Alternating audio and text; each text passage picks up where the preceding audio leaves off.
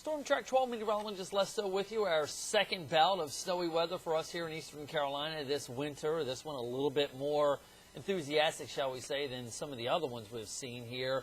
Generally around the Albemarle Sound counties along Highway 64, 264. That's where we saw some of our bigger totals coming in. Plymouth about 2 inches, Columbia about 1.5 inches, Stokes, northern Pitt County coming in about 1.5 inches, Williamson 1 inch, Greenville 1 inch to 1.5 inches. So generally in the order that we would pretty much forecast it here. The problem is, as we go on through the rest of today, we are going to be dealing with temperatures below that freezing mark. So while the pavement looks wet, it's the potential for black ice that we are concerned about here. Again, you'll notice this kind of demonstration. It does show that the ice is the same color as the roadway, and it's the bridges and the overpasses that are most susceptible to this here because the cold air is able to get in underneath those. And as a result, we're saying not only just for this afternoon, but this evening, tonight, and even tomorrow until we get above freezing, make sure you do use some caution driving. Cold blustery winds, that's going to be a big deal for this morning.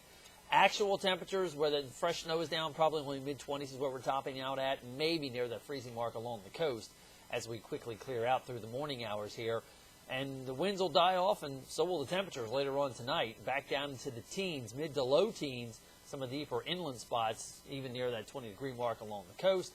Now, tomorrow we will get a few clouds coming in the afternoon and milder weather here before the next Arctic shot comes our way as we do head on in through Friday.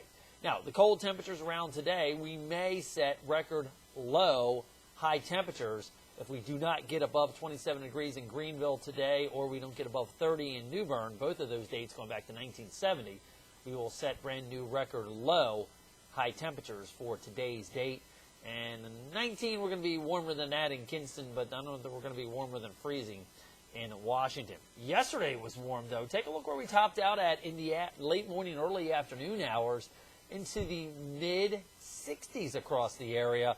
You can definitely tell when that Arctic front came calling. Take a look at the temperature trace here, quickly dropping in Greenville through the 50s and the 40s and down below freezing as we went through 9 o'clock last night. And, of course, that's when we started seeing some of that accumulating snow. And temperatures are going to stay down below freezing as we go on through the day today, tonight, and probably not until about noontime tomorrow that we finally get above freezing. Storm system developing, moving on up and towards the northern mid-Atlantic states and New England. High pressure sliding in across the deep south. That's the difference in the pressure between these two that's creating the windy conditions for us today. But also, we're watching the next clipper, already tracking that one coming down across the northern plains. These are very moisture-starved, don't really have a whole lot of energy with them. In fact, the only reason this one developed off of our coast was because that we got the snow as it developed was because it was able to develop and throw the colder air back. Now, what we're going to be watching is the way the jet stream is going to reconfigure itself here over the next several days, allowing these clippers to come through. Again, here's trough number 1. That's the system that's developing and moving northbound. Here's number 2, the clipper that we were just tracking coming across Minnesota. That rotates down with a reinforcing shot of colder air as the polar vortex basically comes down south of Hudson Bay, but pretty much stays in Canada. Unloads the Arctic air our way, though, going Thursday into Friday. Now, notice it moderates here a little bit as we head on in through the weekend before the next charge of the polar vortex comes down into the east later in the weekend, going into the early part of next week, with another direct discharge of Arctic air coming our way. By then, we'll be waiting to see if anything's going to be coming up out of the Gulf Coast states to see if we get a storm system along the eastern seaboard. It is something I am concerned about.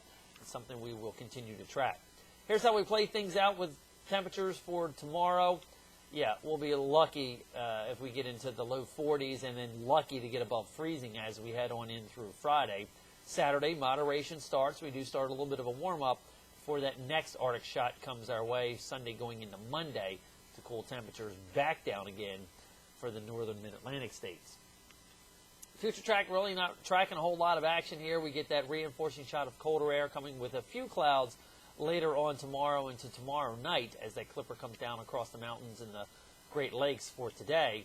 Otherwise, though, expect lots of sunshine and eventually starting to warm our temperatures up by tomorrow afternoon, but really still no bargain for those temps once you factor in those gusty northwesterly winds are going to be in here as we go in through the day on Friday. Now, planning forecast does show we warm up for the weekend, relatively speaking. Again, still running below normal until we hit Monday, and then we are going to be tracking for the potential of maybe something coming up along the coast. If we can get the cold air and the moisture to sync up with each other, that's something I'll continue to track and alert you to. Have yourself a good Wednesday. I'm Storm Track 12 meteorologist Les Still.